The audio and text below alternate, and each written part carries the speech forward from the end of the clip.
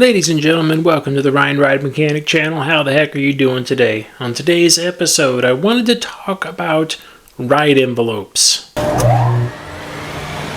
Yay! Ow! Who kicked me? Sorry. What the hell? My bad. Ow, who's doing that? So let's get into it. Now get ready. Here we go. If this is your first time here, make sure you hit that like button and subscribe so you can see more content coming from yours truly out to everyone out there. Okay, so today's video. I got an email a little bit ago from a person who says, hey, I like to ride with my hands up, but basically what if I was they name a person here, but what if I was a basketball player, really tall, like this person was like 7'4". How do manufacturers and maintenance staff calculate the clearances of the head chopper moments of roller coasters? Well, that's a good question. I started to respond to that email, and I was like, you know what? This is more of a video topic rather than just a quick response. Cold.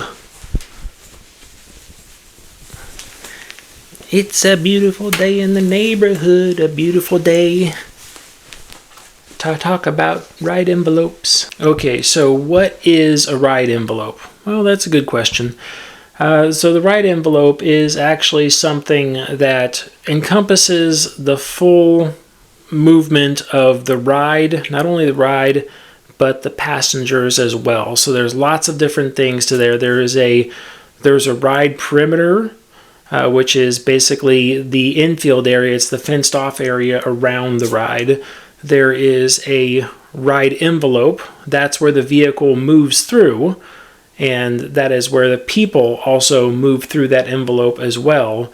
And then there's the vehicle path. The vehicle path is essentially kind of just like the ride envelope, but it's very tight. It never changes. So when we look at doing things like, well, we have to have a catwalk on the side where the vehicle has to go right by that catwalk and continue out. Well, that catwalk has to be far enough away from the track that the vehicle path does not impede on it. Basically, if you impede on the vehicle path, then you're going to damage something. You're going to run the train into something, and it's going to be lots of bent metal, bad news. So that is the vehicle path. The ride envelope is the vehicle path plus the people. So now this is where it gets more complicated. So we'll talk about the first part of that question. It's like, how do they calculate those moments to say, you know, when the ride vehicle goes by here, we want it to be close, but not too close. So there's a standard out there that most manufacturers follow. It's the ASTM F24 guidelines. This is for amusement devices and things like that. And what's inside that standard is a generalized chart. I don't subscribe to that standard, so I can't really get a picture of the chart. It is something that you have to pay for. It costs a lot of money to get, but these are people that are typically interacting with rides on a manufacturing level, so they just pay. It's like a couple grand a year to stay subscribed to that F24 standard. But basically, what it is, it's a height indexing chart, essentially, that you can see that there's a lot of people of all different ages, races, you name it. Everything is there, and it's put in this standardized form that gives you the dimensions of people, basically. So when I put my arm out, you know, if you were to measure from the center point of my arm out to my elbow, then to the wrist, then to the fingertip, and I say, okay, what is that? I can go along that chart, and the chart basically goes off of height. So for myself, I'm 6'2". That's how high I am. So my arm span is going to be very long. Mine just keeps going off to the side, and it's going to say there's a rough guesstimation there, but you know, my arm span is roughly like about 4 feet. Okay, somewhere around there. I don't know, about 3 feet, something like that. So the ASTM F24 standard says that for a guy that's my size, my arm is going to be roughly this long. And then it's going to have a variance in there too, that a lot of people my size had an arm that was slightly shorter and that was slightly longer, and that's going to give this envelope range. So, okay. And then you can go up higher and higher and higher. And then that arm gets further and further and further out. So we aren't really concerned with, at this point, the smaller people, because it's typically just with larger people, larger height, that you get things like a long arm reach, a long head reach, a long foot reach. So when I sit in a vehicle, like I'm in a roller coaster chair right now, when I sit in this chair, okay, the chair is meant to support your head. Well, look at where my head sits. Okay, this is not very supportive, nor is this comfortable for me at all. But this is just a common fact. When I sit in airplanes and things like that, my head typically goes up above where your head is supposed to be, because my head right here in the back is supposed to be in this divot down here. But it's not. I'm much taller. So manufacturers of everything, anybody that designs a seat has to design it for this average size person, knowing that the really small people, that headrest is going to be way too high, and the really tall people, that headrest is going to be way too low. So you have to design it with those standards in mind. Now, when it comes to this ride envelope, which is also called the reach envelope, you could say that, you have to say like, hey, we want to run the train right next to these support pillars. How close can we run it to those support pillars? So they say, well, you can take a guy that's 6'6" and has a projected arm reach from the shoulder out of 3.5 feet, and then you can add an extra 6 to 8 inches on the outside of that, so you're almost a little bit over 4 feet at that point. And it's like, okay, and then you have to measure that back to the seat itself. It's like, okay, the outside edge of the roller coaster to the seat projected that arm up to here where my shoulder is, and then out 4 feet. So okay, and then that's what you're doing is creating a radius. Now my arm can swing all the way down in an arc, and then it can also swing all the way back up. So I have created, basically it's a half circle right here. And then once it's up to the top, both arms are going to be there. They can't get up higher in the center, so it's going to continue to go across. Now, it's one of the interesting things is that most arms are calculated when they do that straight up and down, just like I'm sitting right now. But I can't actually do this on a ride because typically I have an over-the-shoulder restraint, which actually keeps my arm further down like this, so it's more bent. But that's not really calculated. They wanted to get someone who's maybe a thinner frame, longer arms, and they go down and they could put their arms more straight up and down.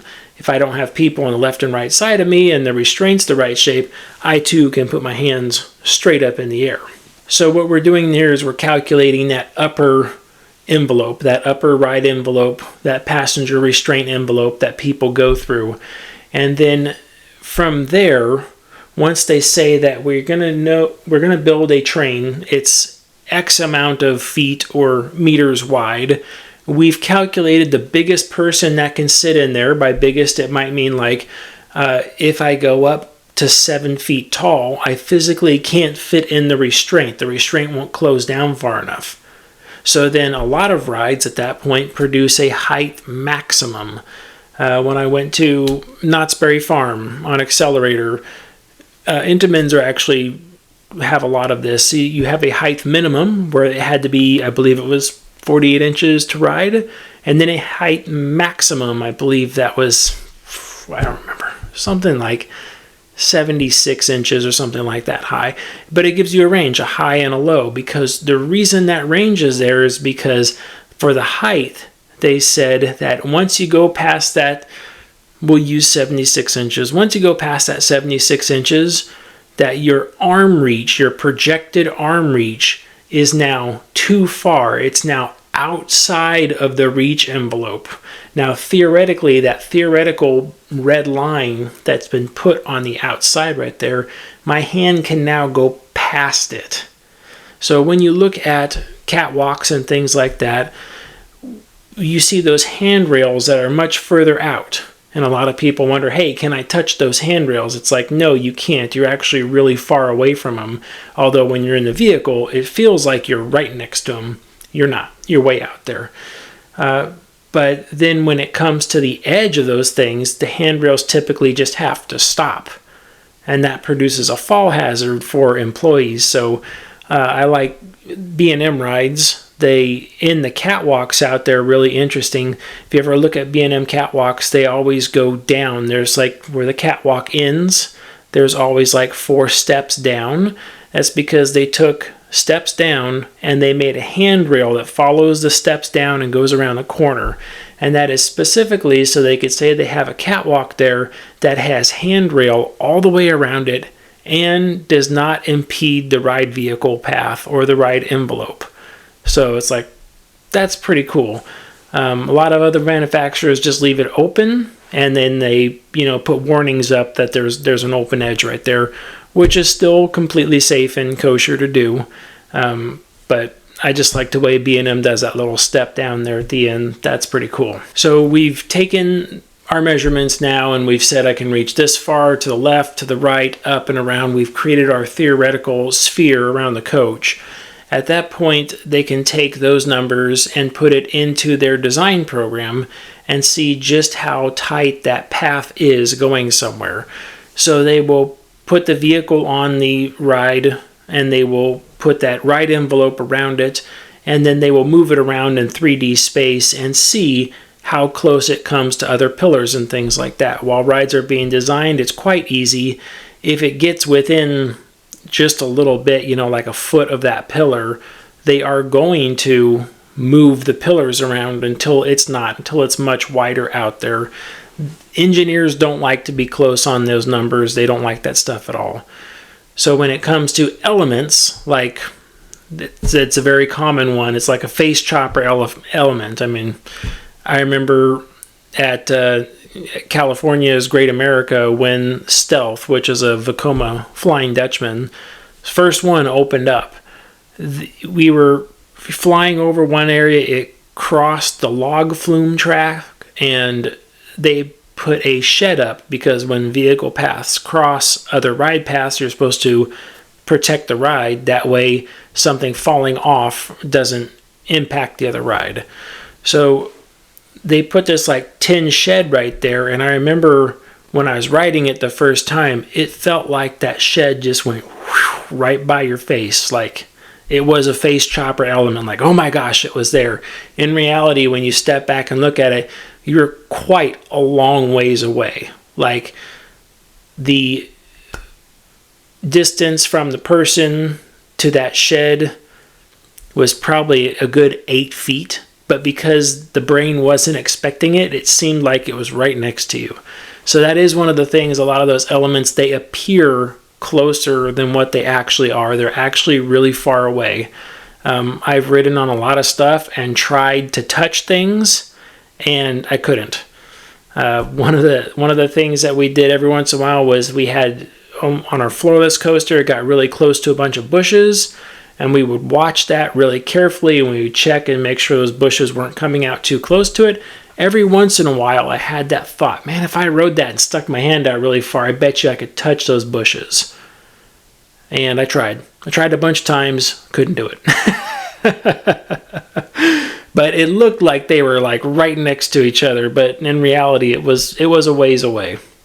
One of the main things that the reach envelope is actually guarding against is actually the guest touching something in or around the vehicle that is moving. So that is the most hazardous thing, and that's where the reach envelope has to be under the most scrutiny. It's not so much touching things like a pillar going by or a tunnel wall going by or something. Those are typically really far away. What you do have to worry about is the stuff that is close to the rider, wheel assemblies, moving pivots, things like that. On the X2 at Magic Mountain, it's got the big elephant ear that's on the inside. When you sit to the inside of the vehicle, it's got a big plastic wall that sits there right next to the vehicle. Well, that's because on the other side of that wall, you have the tracks right there. You have wheel carriers, you have all sorts of stuff, and the seats are rotating around that. So they had to protect the passengers. They had to protect them and say, okay, well, if I were on that inside seat right there, I could literally stick my hand over and touch the track. So, well, that's unacceptable because I could lose a finger, a hand, an arm. I can lose all sorts of stuff. So they had to put a guard in its place to prevent people from touching it. And that's where those big elephant ears come from. The same exact, I'm going to call it an elephant ear. I don't know what it's actually called. On the S&S free spin, it's the same exact thing. You have a lot of stuff inside. You're close to that track. You can touch it if that plastic guard wasn't there. So when they say, well, that reach, that envelope goes too far to one side and I can touch that, well, what do? Well, you have to put up a barrier. You have to prevent people from touching it. So they put up those big plastic shrouds right there, that big elephant ear. They put that stuff up. And they said, okay, well, now they can't touch that. So that reach envelope that was a half circle where my arm was is now a straight line. I can go up to the top of it and I go down towards the bottom, but I can't reach across that plane. One of the areas where this came into play a lot was actually the original Skyrocket 2 models. They had no, if you look at them, they've got like a funny looking like thing that sits next to the vehicle like that. And it looks like an L shape, kind of weird. It's got like, what people are like, what is the function of that? Why are they there? The original models didn't have that. Well, that's because we got our Skyrocket 2 in, we sat down, and we said, I bet I could touch the floor. I sat down in the vehicle and went, yep, I could touch the floor. That's a problem. That's a big red flag. You can't have that. The ride envelope now went down to where our floor was in construction, and that wasn't good. And then at the same time, I said, well, I could reach down and touch the fender. I could touch all sorts of stuff on this vehicle. That's not great. So those big panels that were put off to the sides of the ride on both sides where people typically put their like park logo and stuff like that, those are prevention panels to prevent your arm from touching that stuff. So when I reach over the side of that panel, I can't go straight down like this anymore and touch things. I have to go around that panel, which makes it hard to get in and out of the vehicle. Sorry about that. But you have to go around that panel, and then once my arm is in this position, I can't go down any further to touch that stuff down there. So that's preventing my hand from getting down there, so they essentially shorten the reach envelope around the vehicle. Quite necessary sometimes. There are rides out there that have finger guards installed on them. The original Space Mountain at both Disneyland and Disney World had finger guards on them because the inside of those rides, if you've ever seen them, it looks like a refinery. There's just bars and things crisscrossing everywhere. And some places, those bars did get very close to the vehicle, enough to where they were out of the ride envelope. They said, well, the ride envelope went to here, right? And that bar was mounted here. It was enough to where even though they cleared, it still didn't give people the warm, fuzzy feeling. So they're like, we need to put something up there. So they got some big pieces of plastic or something along those lines and anchored it to that low bar and then curved it up slightly at the end so that if you were going along and you had your hands up and you were one of those people that was the exception to the rule, that your hands wouldn't just impact the side of something and break. They would simply just get pushed down. It still wouldn't feel the best. It would still probably hurt a lot. If you've ever touched anything going 30 miles an hour, it's not an easy touch. It's not gentle. It's quite an impact. Another one of those that was Matterhorn, my favorite ride at Disneyland. Every year that the Matterhorn went under an extensive refurbishment, it was every couple of years when they shut the mountain all the way down and they were actually doing rock work in there, which is where they were taking apart the stucco brickwork basically that was made up the outside of the mountain. Well, they were doing this to actually widen the area around the track so that there was more of an envelope of safety around there. Because, yeah, there was plenty of places in the original Matterhorn where that if you were not just super tall, if you were just tall, you could reach up and touch the rock. And that was there. So they quickly kept shutting down. I'm sure they had areas that are like, look, we have to start here. This is outside of the reach envelope, but people like myself can reach up there and touch it. So the reach envelope was designed more for back when the ride was first built, when people were a little bit smaller maybe, and they said, okay, this is going to work. When they're like, whoa, could people reach up and touch the rock? And they said, people aren't going to do that. You just tell them to put their hands down and they'll keep their hands down. Kind of got a little malicious after that, but people tend to reach out and do things and grab things these days, and keeps the lawyers busy, right? One of the places you could see this in action to this day, I mean, and these are just places that I can think of off the top of my head. I'm sure there's actually things all over. I'm sure I'll hear that in the comments. Oh, hey, check this ride out. Yeah, you could see this right over here. One of the things is Goofy's Sky School, just across the way over there at California Adventure. Going up the lift, as you go up, the lift track crosses right underneath one of the hairpin turns, and you can actually see a guard sitting there at about a 45-50 degree angle sitting out there. Well, that is because that the people necessarily can't so much reach the track. They can't actually touch the other track. But when the vehicle is coming by at that exact same time, you could maybe touch the wheel carriers. So they're actually preventing people from touching the wheel carriers on that particular ride. On GCI wood coasters, had a lot of experience with this one too. On the back of the coach, as you look at it around the coach, it looks like a black bar that goes all the way around the coach and kind of like tucks back down to the side. That bar, I always thought it was for like a handrail or something like that, getting in and out of the coach. But once I started working there, I found out quickly that that black bar, just like the Skyrocket, was there to prevent people from putting their hands straight down and being able to reach wheel assemblies and things like that. So that's what that black bar, we called it a Nerf bar. That's what that Nerf bar was for on the outside of the GCI coasters. There's also a handful of roller coasters out there, kind of roller coasters, free spinning rides, where they go through fake mountains and stuff like that, kind of like the Matterhorn was, but the reach envelope was not really considered when they did that. So you can easily reach out and touch the rock work as it passed by and touch other stuff, and they did not want people doing that.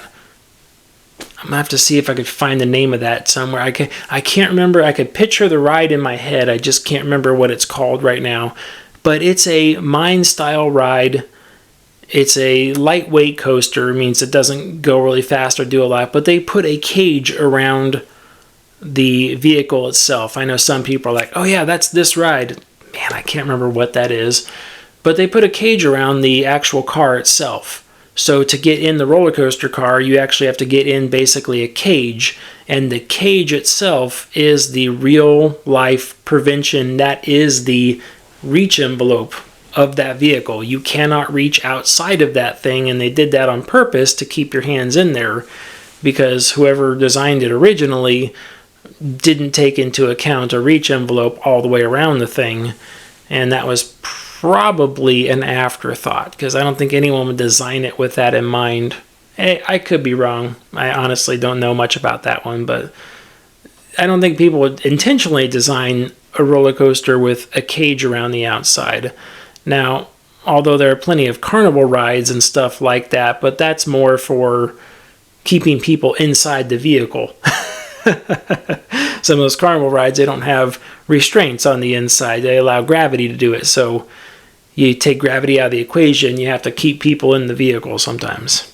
So to the original question, way back when the ride was first in its concept phase, they developed the size of the vehicle, the size of the seats, the number of passengers, and then the passengers, they said, okay, we're going to use our average, and we're probably going to put a 6'6" guy in there with a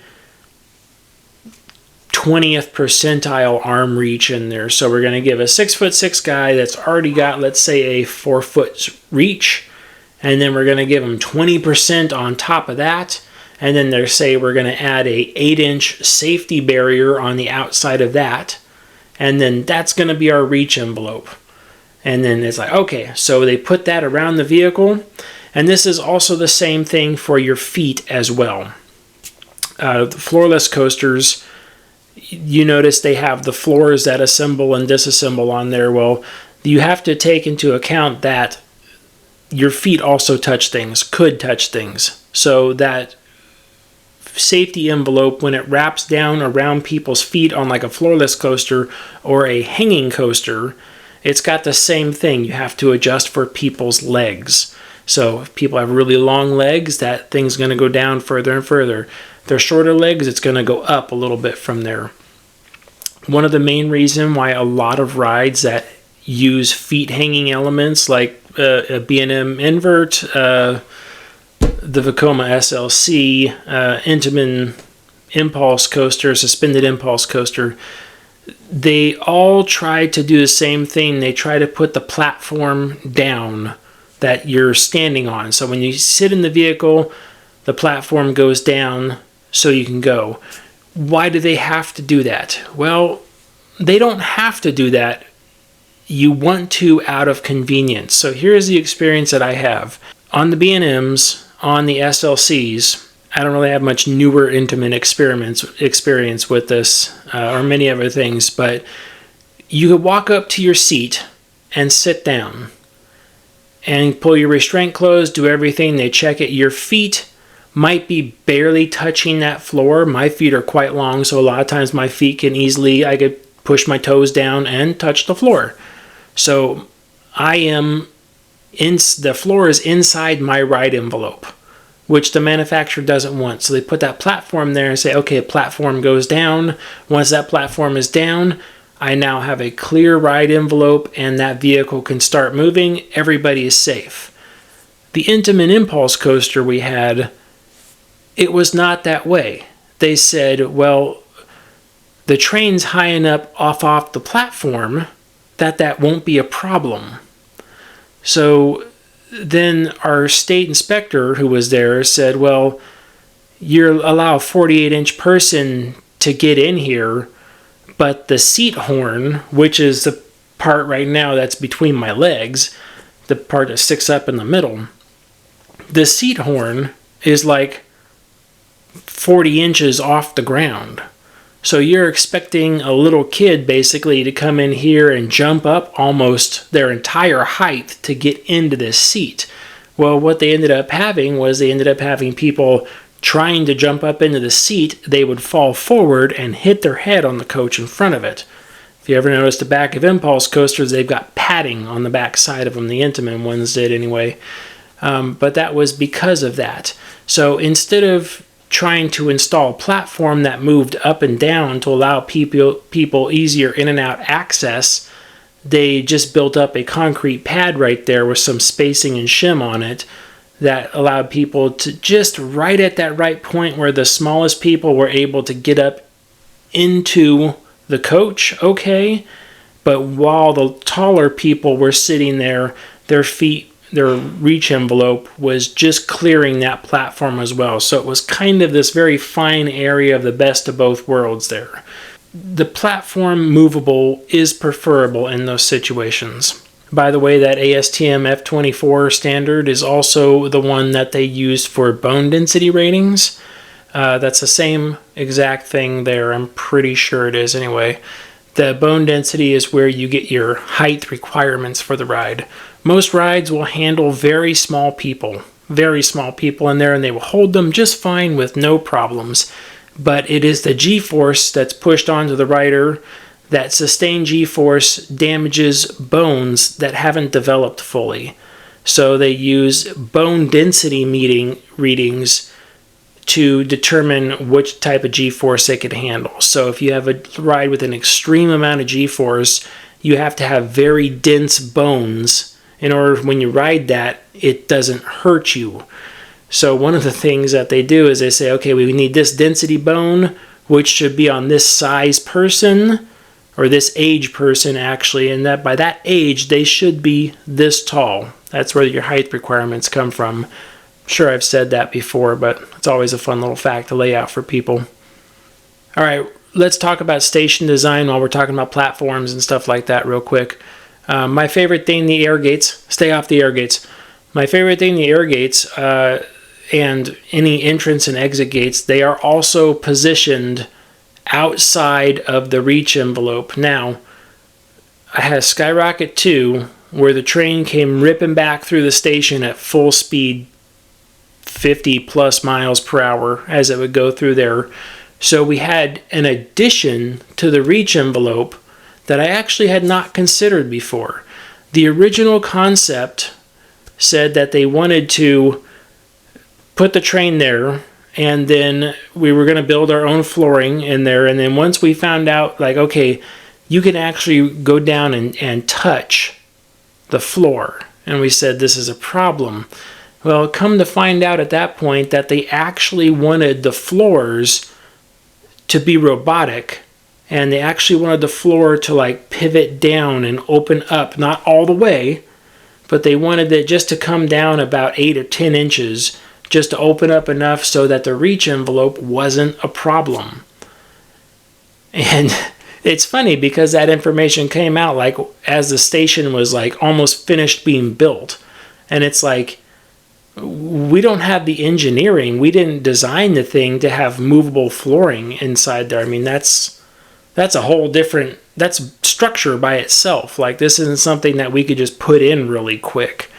So it's like we couldn't do the movable flooring part like somebody had wanted, but was left out of everything for some reason. So it's like, okay, so the reach envelope off to the side was far enough away. It's like, good, we got that. But the engineer at the time, he says, the air gates weren't far enough back by the design. He says they have to be moved further back. And they said, what do you mean? Reach envelopes here. We put it just a little bit further back. You know, we gave it like another 12 inches or something like that and put it further back there.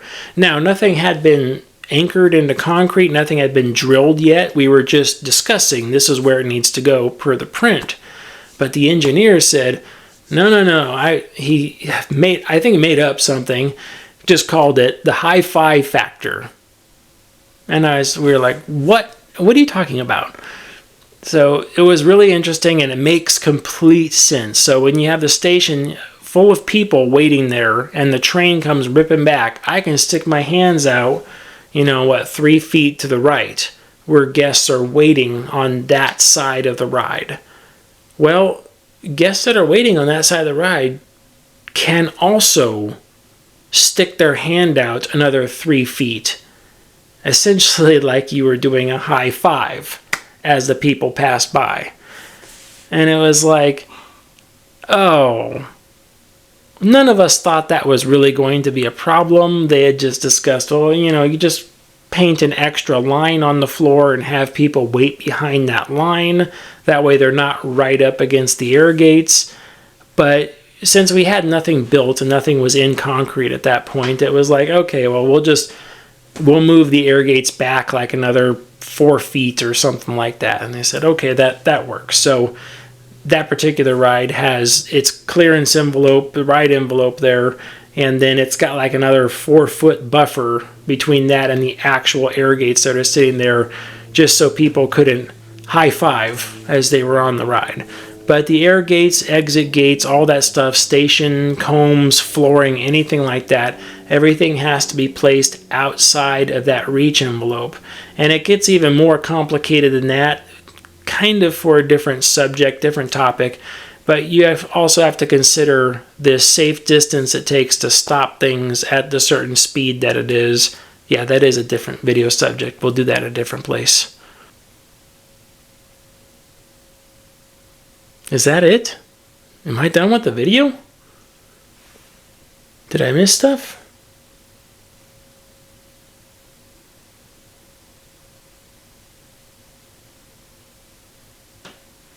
No, I think I'm done with the video.